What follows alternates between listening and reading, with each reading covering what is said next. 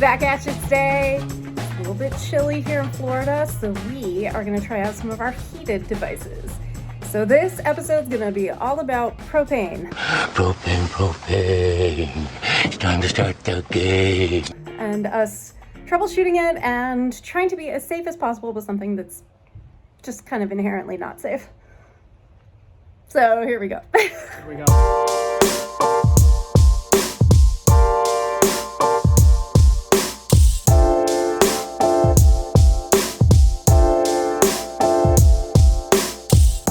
It took a long time to troubleshoot anything that needs heat or hot water.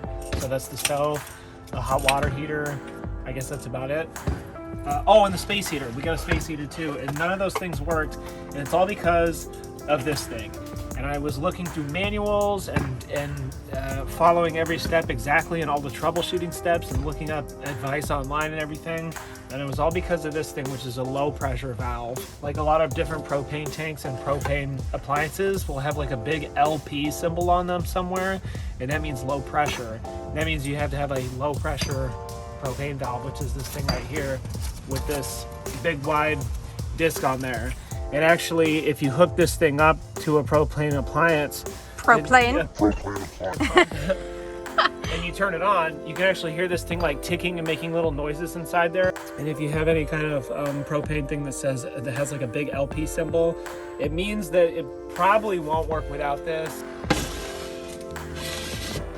The first thing that I want to demonstrate is the little propane camping stove thing, which is this. I think a lot of people have probably seen these going camping. My dad used to use something like this. It was probably a bigger or better one or something when we went camping. And I never wanted to touch it or play with it because I could tell that it was really dangerous. He didn't even have to make a rule that I couldn't touch it because I just was scared of it and didn't want to touch it anyway. But I'm going to show you how to hook it up right now. So this stove comes with a little attachment that goes like this, that hooks into it in the back. Like that.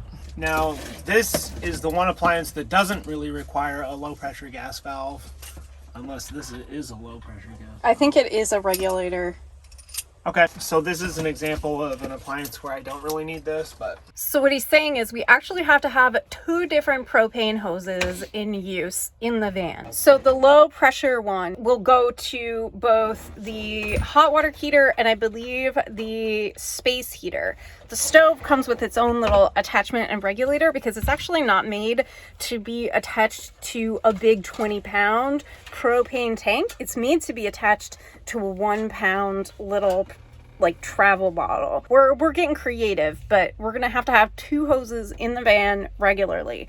We also tried to use a propane splitter so that we could have both hoses hooked up all the time. We didn't have to like screw things in and unscrew them and blah blah blah, and it just won't work that way. You can't have an accidental fire or explosion or anything like that if it's always turned off. Well, unless there's a puncture or we get in a car wreck and then we'll just die. It's fine. So I guess really the number one rule of using propane is if you ever smell propane, if you ever smell gas happening at any time when you're not using it, you got to do something about it. Okay, so that hooks on there. And this hooks on to the stove. All right, so now also here's our kick-ass little counter. And then don't forget the kickstand.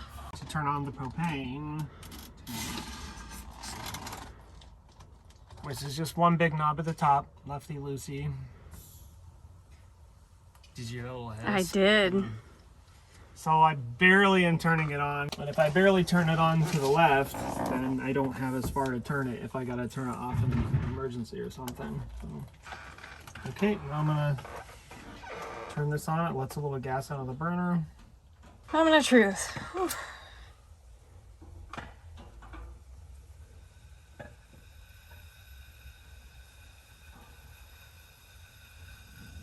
There we go. And that's that. It's pretty simple.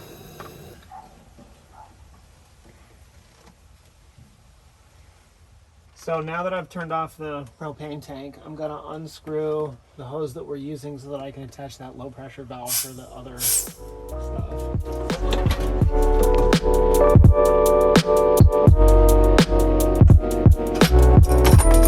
Smells good and gassy in here. Sorry.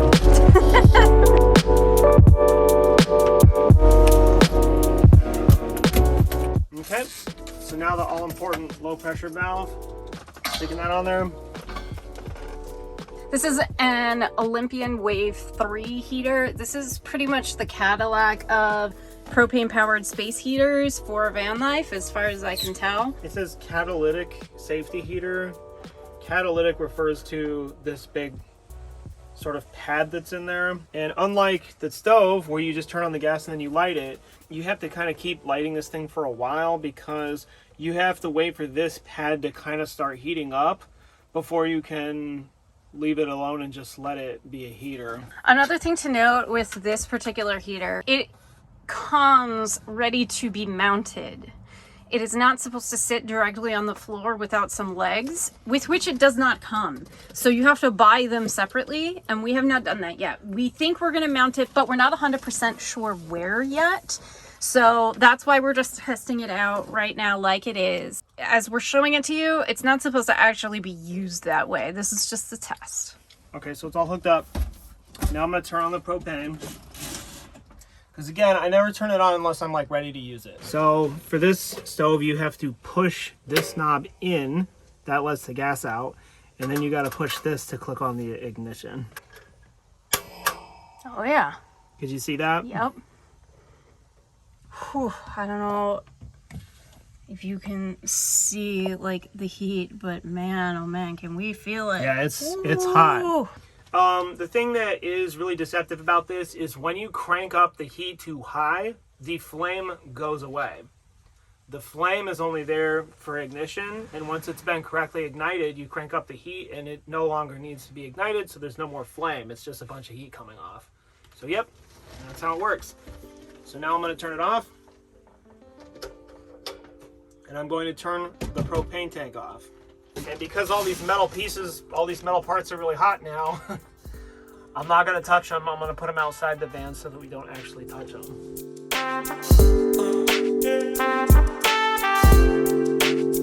So here's the water heater. It's got two big knobs on the front of it. It has one to control how high the heat is and one to control how much water is going in here. The knob that controls how much water goes in here, you want that all the way up. And then the heat, you want the heat all the way down. Because basically I just want it to turn on to the point where hot water is coming out, and then I can worry about turning it up hotter. Now this heater also has an ignition switch. So once I've got everything cranking and there's water going into it and there's propane going into it, I have to turn on the switch to light the ignition. I'm turning on the propane. Now all I gotta do is turn on the water to get it running, because this water heater will not ignite if it doesn't sense any water going through it.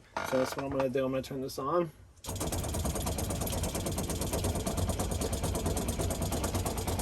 Now I'm gonna turn on the ignition.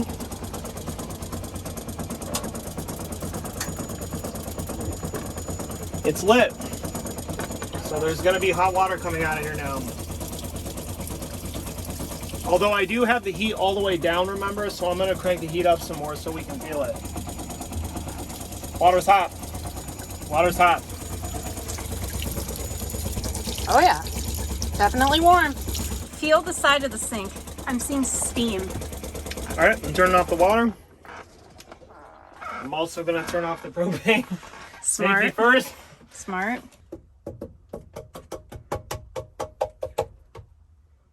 I mean, it's warm.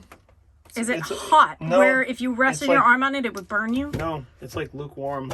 Okay, what about the underside That's gonna be probably of the hot. counter? The wood is barely warm at all.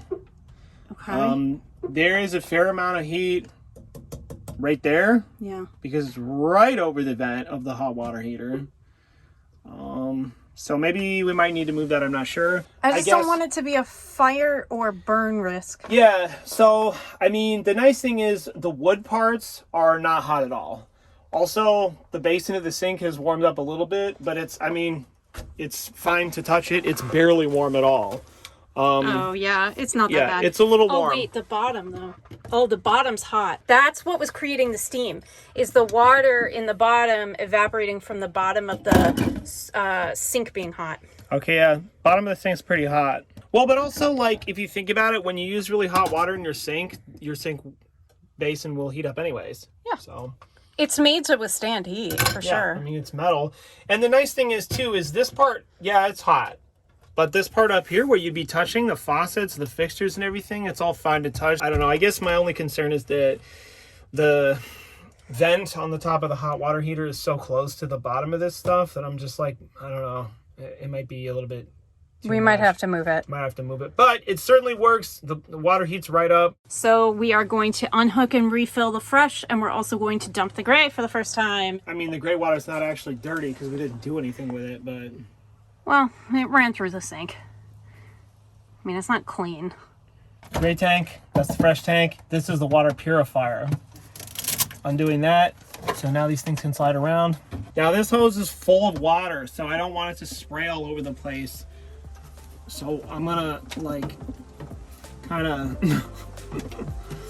carefully remove everything and just try to keep it from spraying. Okay, so now there's not on this end. I'm just gonna try and keep this up like this so it doesn't spray everywhere. Maybe just thread it through the handle of that middle basket so it stays upright.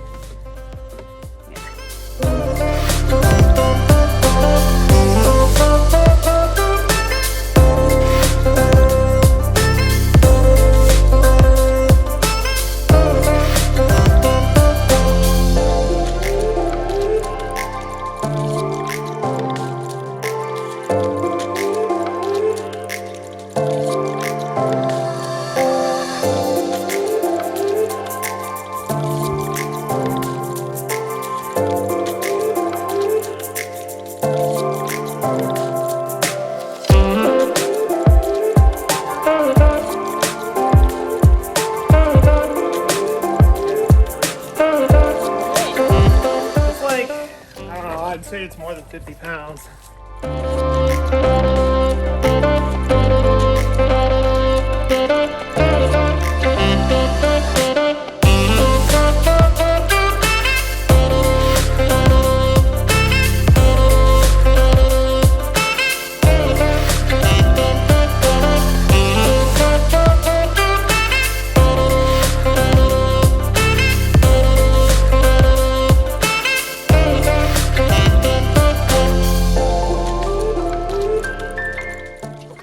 It's all hooked up. Ooh, the water is actually working better. Uh-oh. That's just the sound of the water dropping into the empty gray tank. Oh, yeah. Okay. Well, I think the fact that there's way more water in the fresh tank now, it's making the pressure to the faucet greater. Yeah. Yep, still working. Okay, that's it. Dope! Slam-o, cooking with gas. And washing with gas. And heating with gas. So, there's one more thing we need to do today. And that is something that is kind of near and dear to my heart. We bought a sticker with our channel information on it since we've made some friends out on the road just driving by. I guess people really are fans of the bright blue and orange.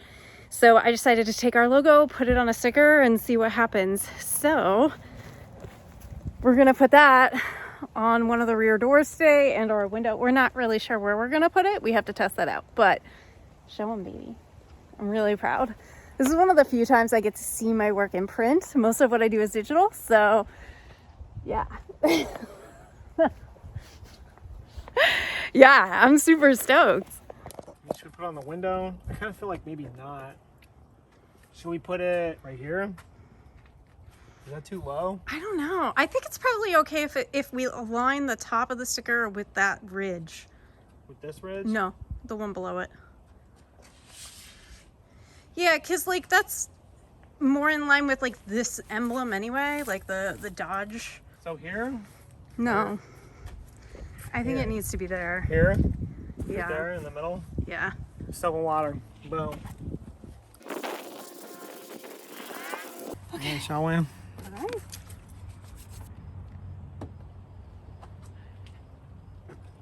Look straight.